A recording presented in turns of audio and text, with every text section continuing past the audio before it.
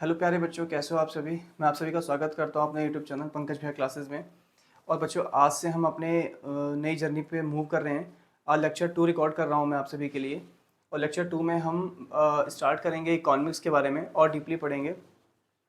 आज मैं शुरुआत जो करूँगा बच्चों, वो अपनी इकोनॉमिक्स की डेफिनेशन के साथ करूँगा, अबाउट इकोनॉमिक्स। और भी हमें बहुत सारे टॉपिक्स पढ़ने हैं और ये सारे टॉपिक्स आपको लगभग जो है इंट्रोडक्टरी टॉपिक्स हैं जो आपको समझने में हेल्प करेंगे। थोड़ा आज हम पढ़ेंगे इकोनॉमिक्स, फिर उसकी हम ब्रांचेस पढ़ेंगे, माइक्रो और मैक्रो। बट सबसे पहले स्टार्ट करते हैं हम अपनी इकोनॉमिक्स से कि हम इकोनॉमिक्स समझते क्या हैं। अगर आप लेक्चर 1 देख चुके हैं मेरा, तो वहाँ पर आपने एक चीज़ समझी होगी कि हम इकोनॉमिक्स क्यों पढ़ते हैं। अब थोड़ा सा हम और आगे बढ़ेंगे, ठीक है। तो अबाउट इकोनॉमिक्स, इसमें है क्या कि economics is a science of human behaviour concerned with the allocation of scarce means in such a manner that consumer can maximise their satisfaction और producer can maximise their profit and the society can maximise their social welfare. तो यहाँ पर आप देखोगे, यहाँ पे human behaviour की बात की जा रही है। ह्यूमन बिहेवियर में ना, हम जो है, आप अगर इसको समझो तो ह्यूमन बिहेवियर में हम यहाँ पे दो लोगों को लेके चलेंगे। एक कंज्यूमर को लेके चलेंगे और हम लेके चलेंगे जो दूसरा पर्सन है यहाँ पर, वो प्रोड्यूसर को लेके चलेंगे। खैर, कंज्यूमर है, प्रोड्यूसर है। लिखा है कि economics is science of human behaviour, मतलब हमारे इकोनॉमिक्स ने ह्यूमन बिहेवियर को स्टडी कर रखा है। और स्टडी करके क्या पाया है कि हमें अपने जो रिसोर्सेज हैं, वो पहली चीज़ तो स्केयर हैं। लास्ट क्लास में हमने स्केयर का थोड़ा सा मीनिंग डिस्कस किया था कि स्केयर क्या है। हम और आगे डिस्कस कर लेंगे इसको। Means in such a manner that consumer, मतलब यहाँ पर यह है कि हमें रिसोर्सेज को कंज्यूमर को देने हैं और प्रोड्यूसर को देना है। कंज्यूमर इस प्रकार अपने रिसोर्सेज को यूटिलाइज करेगा ताकि वो अपने सेटिस्फेक्शन को क्या कर सके, मैक्सिमम कर सके, ठीक है। और प्रोड्यूसर रिसोर्सेज को इस प्रकार यूज करेगा ताकि वो अपने प्रॉफिट को मैक्सिमाइज कर सके, ठीक है।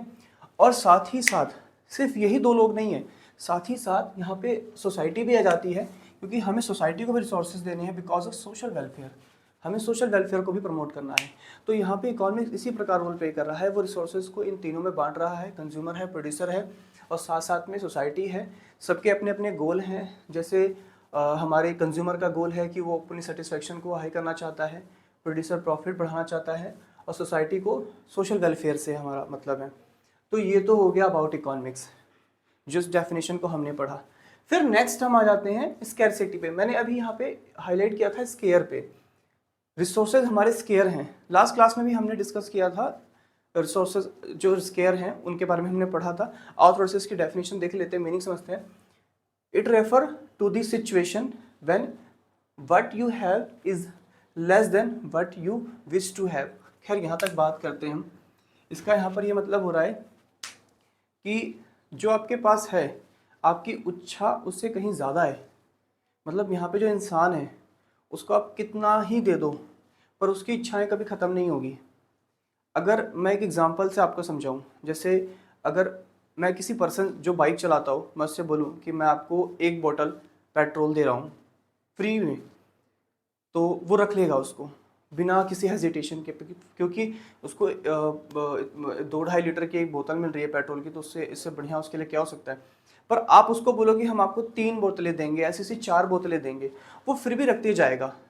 आप उसको जितना मर्जी क्वांटिटी दे दो, आप पूरा उसको कह सकते हो कि पूरा का पूरा कुआं दे दोगे ना पेट्रोल का, वो फिर भी मना नहीं करेगा। क्योंकि ह्यूमन की जो इच्छाएं हैं वो बहुत ज़्यादा हैं, लालच बहुत ज़्यादा है इंसान में, उसकी ख्वाहिशें कभी ख़त्म ही नहीं हो सकती। तो यहाँ पर यही है कि जो हमारे पास है उससे कहीं ज़्यादा तो हमारी विशेज़ हैं कि हमको इतना चाहिए, और ये कभी ख़त्म नहीं हो सकती। पैसे को ही देख लो एग्जाम्पल में। आदमी को कहो कि हम आपको 1 करोड़ देंगे, 2 करोड़ देंगे, जितना मर्जी दे देंगे, वो मना ही नहीं करेगा। वो हमेशा कहेगा मोर, और दो। तो यहाँ पर कुछ ऐसा ही है। It refer to the situation when the what you have is less than what you wish to have. In other words, scarcity imply a situation when supply of resources is less than the demand for resources. Actually जो resources हैं हमारे, जो resources हैं वो square हैं, यानी बहुत कम है। कारण क्या है इनकी डिमांड एज कंपेयर इनकी सप्लाई से ज़्यादा है। मतलब कहने का मतलब है हमारी इकोनॉमिक्स में हम उन चीज़ों को स्केयर कह देते हैं जिनकी हम डिमांड तो ज़्यादा करते हैं बट उनकी सप्लाई कम हो जाए। अब आप कोयला देख लो, पेट्रोल देख लो, डीजल देख लो, इन सब की डिमांड बहुत ज़्यादा है पर सप्लाई कहाँ है, सप्लाई बहुत कम है, इसलिए हम इनको स्केयर बोलते हैं। इससे यही कारण है कि जो हमारे रिसोर्सेज हैं वो स्केर्सिटी की प्रॉब्लम को झेलते हैं, वो बहुत कम है एज़ कम्पेयर हमारी डिमांड के मुकाबले। जो डिमांड है बहुत ज़्यादा है और सप्लाई बहुत कम है। ठीक है, ये स्केर्सिटी हो गया। स्केर्सिटी का सीधा सा मीनिंग होता है कि हम जितना मांगे हमें उतना ना मिले तो हम कह सकेंगे कि ये चीज़ बहुत कम है भाई, ये स्केयर है। अभी हमें भी देखो, हमें पेट्रोल चाहिए, डीजल चाहिए और बहुत ज़्यादा क्वांटिटी में चाहिए बट नहीं मिल पा रहा है ना। तो यही सब प्रॉब्लम है, हमको जो चीज़ें नहीं मिल पाती हैं हम उनको स्केर्सिटी का सिंबल लगा देते हैं कि हाँ भाई ये चीज़ स्केयर है। फिर नेक्स्ट आते हैं हम अबाउट चॉइस पर। ठीक है, choice refer to the process of selection from available limited alternative. यानी आपके पास, मैं आपको 4 अल्टरनेटिव दे दूं कि हाँ जी आप अपने, जैसे कि आप एक प्रोड्यूसर हो, आप कुछ बनाना चाहते हो और बना के बेचना चाहते हो मार्केट में। आपके पास पैसा है, आपके पास लैंड है, आपके पास लेबर है, आपके पास कैपिटल है, आपके पास सब कुछ है। अब आप ये सोच रहे हो कि मैं अपने इन रिसोर्सेज को कहाँ लगाऊं ताकि जब मैं उन्हें बना के मार्केट में बेचूं तो ज़्यादा से ज़्यादा प्रॉफिट कमा सकूं। तो आपको यहाँ पे सिलेक्शन करना पड़ेगा कि हमें अपने इन रिसोर्सेज को कहाँ लगाना है। जो सबसे अहम चीज़ होती है कि हम अब मैं आपको अगर मान लो 4 ऑप्शन दे दूं, हाँ जी आप एक काम करो, आप कंज्यूमर प्रोडक्ट बना लो, हैं आप या फिर आप खेती में लगा लो अपने पैसे, या किसी दूसरी इंडस्ट्री में आप लगा लो पैसे, तो आप यहाँ पे ना किसी एक बेस्ट ऑप्शन को सेलेक्ट करोगे। भैया हम सारे ऑप्शन सेलेक्ट कर लेंगे? नहीं नहीं नहीं, सारे कहाँ से कर सकते हो? अरे आपके पास पैसे भी लिमिटेड है, आपके पास चीज़ें जो है बहुत लिमिटेड है, ज़मीन भी बहुत कम है आपके पास, आप उसमें सब कुछ नहीं कर सकते ना। तो आपको यहाँ पे क्या करना पड़ेगा, चॉइसेस करनी पड़ेगी कि आप किस ऑप्शन को चूज करना पसंद करोगे। ठीक है, इट इमर्ज बिकॉज, अच्छा हमें ऑप्शन चूज ही क्यों करने पड़ते हैं? चलो इसको एग्जाम्पल और समझते हैं। मान लो आप एक किसान हो और आपके पास 10 बीघा जमीन है और ज़मीन पे आपको गेहूं उगाना है। ठीक है, पर आपके मन में कर रहा है नहीं यार चावल उगाते हैं या फिर कोई और फसल उगा लेते हैं। तो आपको यहाँ पे ये देख के चलना पड़ेगा कि आप पहली चीज़ तो सारी फसलें एक साथ नहीं उगा सकते क्योंकि एक लिमिटेड ज़मीन है आपके पास। और दूसरी चीज़, आपको सीड्स लाने होंगे, फर्टिलाइजर्स लगेंगे, पेस्टिसाइड्स लगेंगे, पैसा ज़्यादा चाहिए, पैसा भी आपके पास उतना नहीं है, लिमिटेड है।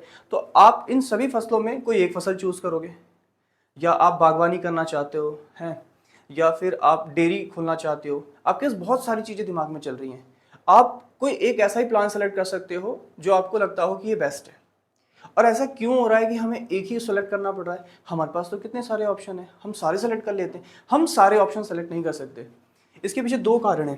पहला, choice refer to the process of selection, sorry, resources are scarce, क्योंकि रिसोर्सेज स्केयर है, आपके पास ज़मीन कम है, पैसे कम है, आप सारे ऑप्शंस नहीं चूज़ कर सकते क्योंकि आपके पास इतना पैसा नहीं है कि आप डेयरी भी चला लो, आप 3-3 4-4 टाइप की फसलें उगा रहे हो, आपका ट्रांसपोर्ट का भी काम चल पड़ा उसी में, नहीं कर सकते ना सब कुछ हम। रिसोर्सेज आपके पास बहुत कम है और resources can be allocated to alternative uses. अब जैसे आपके पास, मैंने आपको बताया कि ज़मीन है 10 बीघा, अब उस 10 बीघा ज़मीन में आप चारों फसलें नहीं उगा सकते, आपको उन चारों में से कोई एक फसल को चुनना पड़ेगा क्योंकि वन टाइम में आप एक ही फसल पे आप फोकस कर सकते हो। आप सारी फसलों को वन टाइम में नहीं लगा सकते क्योंकि जो आप अपना रिसोर्सेज है ना किसी एक अल्टरनेटिव यूज़ में लगाओगे। आपके पास 4 चीज़ें चल रही हैं, हाँ जी गेहूँ है, चावल है, हाँ बागवानी कर लें या फिर हम कोई और फसल उगा लें, नहीं कर सकते हम चारों एक साथ, किसी एक पे फोकस करना होगा। ठीक है, तो हमको यहाँ पे समझ में आया कि हमें यहाँ चॉइसेस करनी पड़ती है। चॉइस मतलब हमें अपनी फसलों में या हम अपना पैसा किसी इंडस्ट्री में लगाना चाह रहे हैं तो वहाँ पे हमें सिलेक्शन करना पड़ेगा कि किसको हम सेलेक्ट करें। और ये प्रॉब्लम इसलिए आ रही है, 2 रीज़न, आपके पास रिसोर्सेज कम है। आप अपने लेवल पे अगर देखो रिसोर्सेज, तो मैं बता दूं, देखो जब आप एक प्रोड्यूसर हो जाते हो तो आपके पास रिसोर्सेज के नाम पे क्या होता है, लैंड हो गया, लेबर हो गया, कैपिटल हो गया। ठीक है, और आपका यही सब चीज़ें हैं जो आपके एज ए रिसोर्सेज काम आ रही हैं, और भी बहुत सारी चीज़ें हैं जो आप एक रिसोर्सेज के रूप में लेके चल सकते हो। ठीक है, और ये सब चीज़ें ना आपके पास लिमिटेड है, अनलिमिटेड नहीं है। तो यहाँ पर आपको क्या करना है, जो आपके रिसोर्सेज हैं वो बहुत कम हैं और आपको उन्हें ऐसे एलोकेट करना है किसी एक बेस्ट अल्टरनेटिव यूज़ में। आपको सेलेक्ट करना पड़ेगा कि हमें कौन सा प्लान चूज़ करना है। आपको, जैसे आप बिजनेसमैन हो या फिर एक किसान हो, तो आप देखोगे कि हाँ जी ये ऑप्शन सबसे बेस्ट है, मैं इसमें ही अपने पैसा लगाऊंगा, क्योंकि आप सब में नहीं लगा सकते। ठीक है, नेक्स्ट आता है अबाउट मैक्रो इकोनॉमिक्स। देखो, मैक्रो इकोनॉमिक्स को भी मैं डिस्कस करने से पहले बता दूं कि इकोनॉमिक्स की हमने डेफिनेशन पढ़ ली, थोड़ा सा स्कैरसिटी के बारे में पढ़ा हमने, और क्योंकि रिसोर्सेज कम है, ये कम है, इस वजह से हमें चॉइसेस करनी पड़ रही है कि हाँ भाई हम अपने रिसोर्सेज को कहाँ लगाएं। ठीक है, अब मैं ना इकोनॉमिक्स को फर्दर 2 ब्रांचेस में डिवाइड करूंगा, एक माइक्रो और एक मैक्रो, और इस डिफरेंस को हम समझेंगे कि दोनों के बीच में डिफरेंस क्या होता है। हाँ तो बच्चों, अब हम ना इकोनॉमिक्स को 2 लेवल में डिवाइड करेंगे। इसकी 2 ब्रांचेस हैं, एक माइक्रो इकोनॉमिक्स है और एक मैक्रो इकोनॉमिक्स है। ठीक है, एक्चुअली क्या है, इकोनॉमिक्स में आपने देखा कि यहाँ पे हम क्या करते हैं, हम जो रिसोर्सेज हमारे जो कम हैं और हमें बांटना है, एलोकेट करना है, जो प्रॉब्लम्स हैं वो उसको रिजॉल्व करता है इकोनॉमिक्स। ठीक है, बट अब देखेंगे यही जो प्रॉब्लम्स होती हैं ये इनके लेवल अलग अलग होते हैं। कहीं एक लोकल एरिया पे होती है, किसी फर्म को होती है, किसी कंज्यूमर को होती है, किसी प्रोड्यूसर को होती है। तो कभी कभी प्रॉब्लम जो होती है वो बहुत बड़े बड़े लेवल पे होती हैं, पूरी इकॉनमी में होती हैं।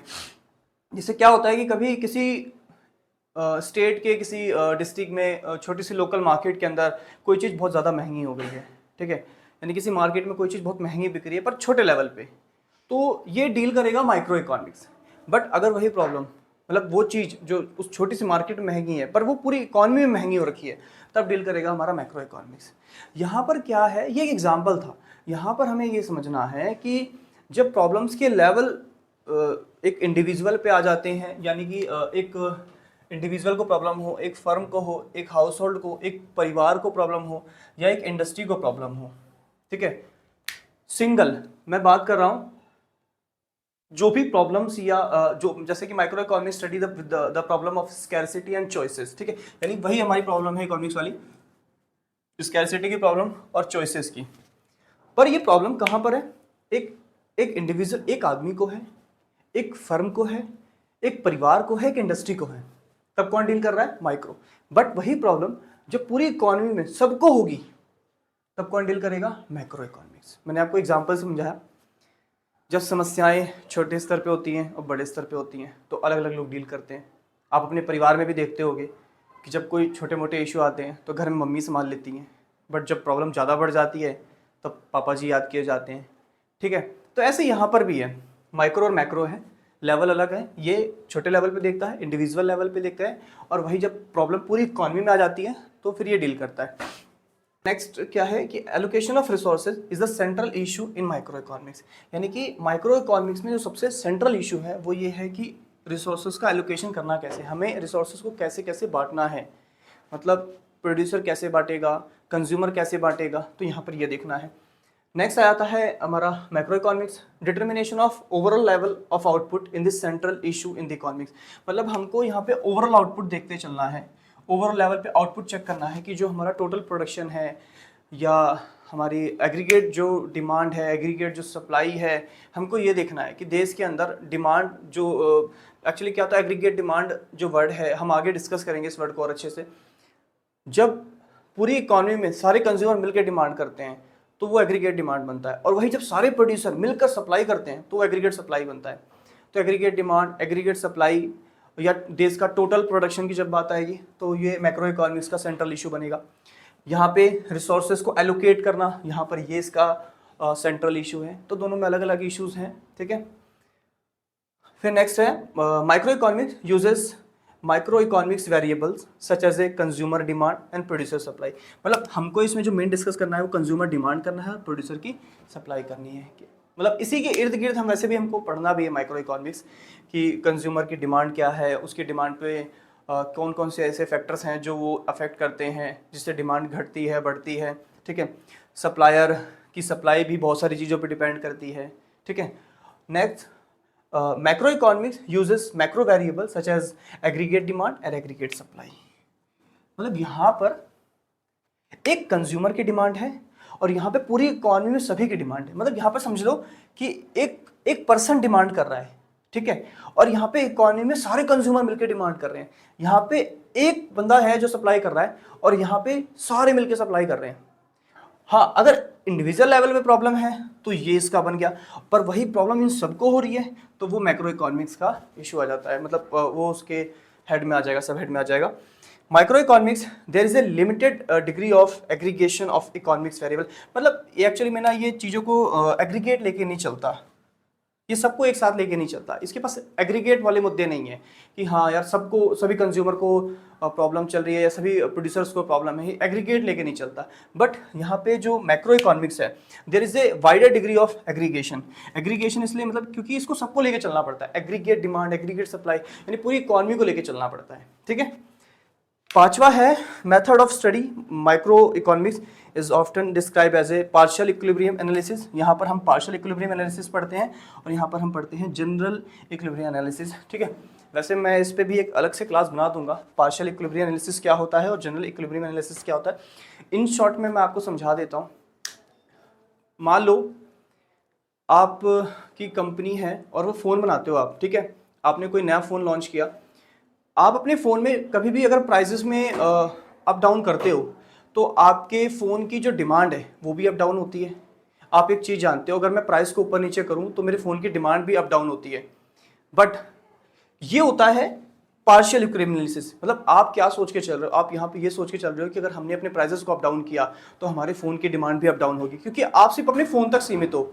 आपका फ़ोन आपकी मार्केट में जाएगा, नियर बाय मार्केट में जाएगा या इकॉनमी में जाएगा, तो उसकी डिमांड और सप्लाई पे क्या फ़र्क पड़ेगा। बट हम सिर्फ लिमिटेड सोच रहे हैं, हमने प्राइस ऊपर नीचे किए, हमारे फ़ोन की डिमांड भी ऊपर नीचे होती है। एक चीज़ तो आप जानते हो, अगर हम महंगा करेंगे तो सीधी सी बात है मार्केट में हमारी फ़ोन की डिमांड कम हो जाएगी, क्योंकि जब कोई चीज़ महंगी होती है तो उसकी डिमांड वैसे ही कम हो जाती है।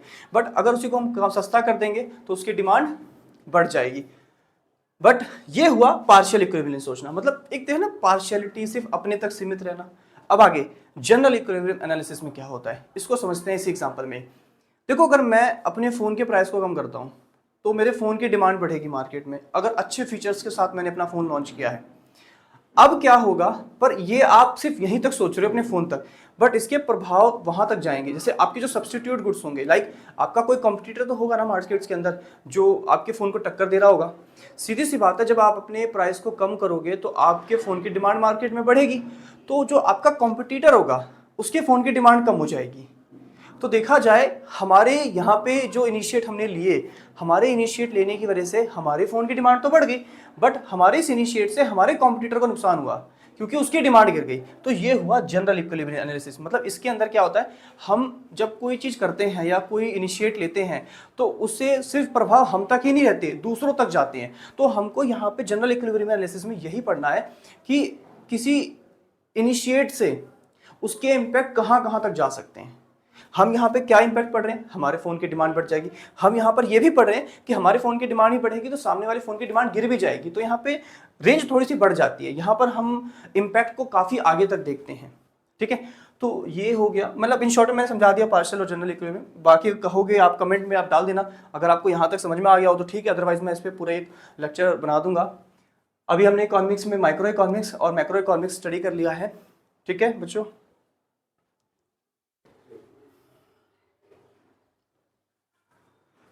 इकॉनमी के अंदर अब हमारी एक डेफिनेशन और है, इसको समझ लेते हैं इकॉनमी की, ये लास्ट है। Economy, an economy is a system which provide people the means to work and earn the living. मतलब हमें समझना है कि इकॉनमी कहाँ होती है। जैसे कैसे कहते हैं कि यहाँ पे एक इकॉनमी है, इंडिया में कैसे एक इकॉनमी है, because of economy is a system. Economy एक ऐसा सिस्टम होता है विच प्रोवाइड पीपल, जो लोगों को वर्क प्रोवाइड करता है ताकि वो अर्निंग कर सकें और लिविंग कर सकें, मतलब वो रह सकें। मतलब आप समझो, मैं आपको एक आइलैंड पे भेज दूं जहाँ पे ज़्यादातर मोस्टली आइलैंड जो वगैरह होते हैं खाली होते हैं, वहाँ पे कोई खास वर्क होता नहीं है, बहुत सारे ऐसे टापू हैं जो खाली पड़े हुए हैं।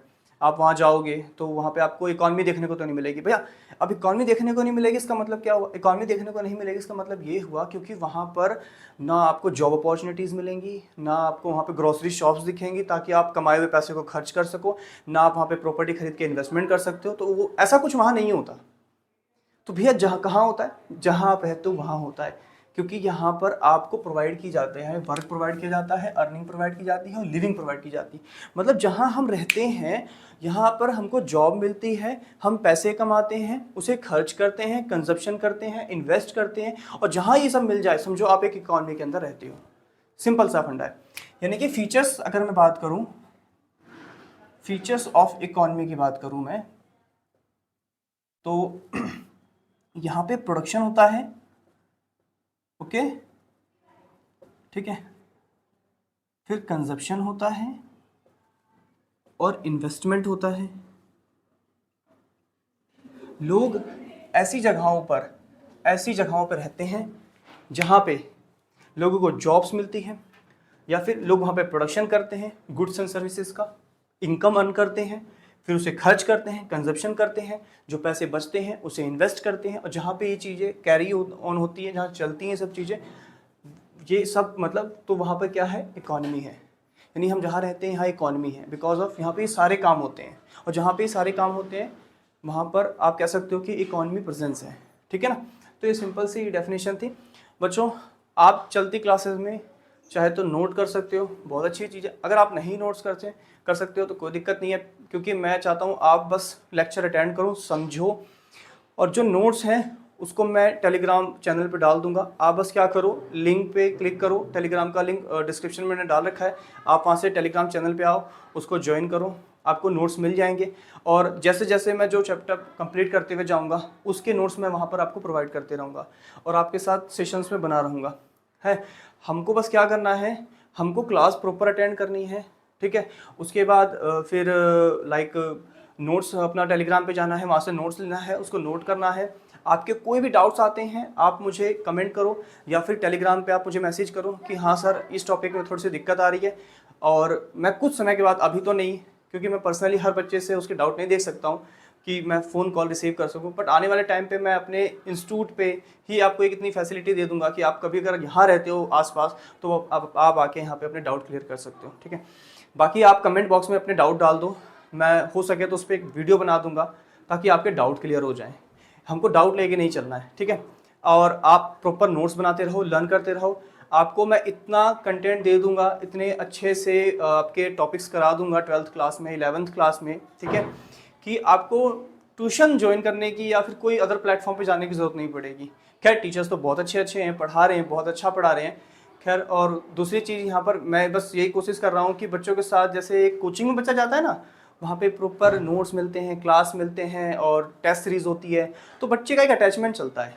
आजकल बच्चे क्या कर रहे हैं कि ऑफलाइन भी पढ़ रहे हैं, ऑनलाइन भी देख रहे हैं, तो कहीं ना कहीं उस गैप को मैं भरना चाहता हूँ, और उस गैप को भरने के लिए बस मेरे को क्या करना है कि आपको बिल्कुल वाला फील कराना है कि हाँ हम कोचिंग क्लासेस जा रहे हैं और वहाँ पर हम क्लास अटेंड कर रहे हैं। बस आपको जुड़े रहना है, ठीक है बच्चों। और आप सभी को मेरा ढेर सारा प्यार, ऐसे पढ़ते रहो, खूब मेहनत करो, ठीक है। अभी जर्नी शुरू हुई है, धीरे धीरे हम और आगे ऐसे इसको बढ़ाते चलेंगे। और नेक्स्ट वीडियो कब आएगी वो मैं टेलीग्राम में बता दिया करूँगा। कोशिश करूँगा कि वीक में हम 3 से 4 लेक्चर्स ऐसे अपलोड करते रहें ताकि सिलेबस फटाफट ख़त्म होता रहे, आपके डाउट्स भी सॉल्व होते रहें। तब तक के लिए बच्चों मिलते हैं अगले लेक्चर्स में हम सब।